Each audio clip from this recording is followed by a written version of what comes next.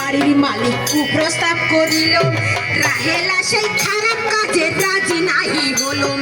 বাড়ির মালিক ক্ষিপ্ত হয়ে রাহেলার উপরে চুরির অপবাদ দিয়ে দিল বাহির করে।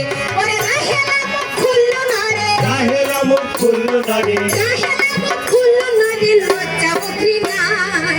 মানবতার নির্যাতনাময়, কত নির্মম হৃদয়, মানবতার নির্যাতনাময়। আরে বাস্তবের কাহিনী শোনাই, বাস্তবের কাহিনী শোনাই, উপন্যাস শোনাই, কত নির্মম হৃদয়, মানবতার নির্যাতনাময়, কত নির্মম হৃদয়, মানবতার নির্যাতনাময়।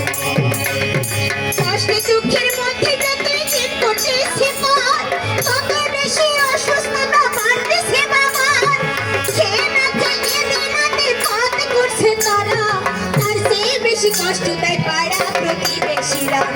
রাহেলাকে নিয়ে মাঝে বাজে কথা কয়, মরার উপর খাড়ার ঘাস সহ্য নাহি হয়।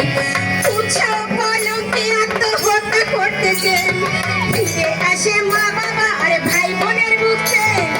এ অবস্থায় গ্রামের একজন জমি চালিয়ে এসে আবেগ নিয়ে দাঁড়ায় একদিন রাহেলার পাশে। আর তোমাদের পরিবারের অবস্থা চিন্তা করে একটি চাকরির জোগাড় করছি গার্মেন্টসের ভিতরে। থাকা খাওয়া ফ্রি এবং ভালো বেতন পাবে, রাজি থাকলে এই সুযোগটাই অনেক সফল হবে। আর শর্ত শর্ত জানবে না কেউ, চাকরি দিতেছি তোমাকে, জানলে আবার অনেক কথা বলবে গ্রামের লোকে। আমি তোমার ভাইয়ের মতো চিন্তার কিছু নাই, শুধু পরিবারটিকে সাহায্য করতে চাই।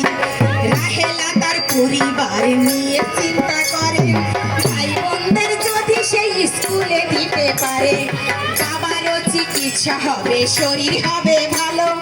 কল্পনা করে রাহেলা রাজি হয়ে গেল। উপস্থিত দর্শক মণ্ডলী, এই যে মানুষটাকে দেখছেন না, এই মানুষটাকে সবাই চিনে রাখুন।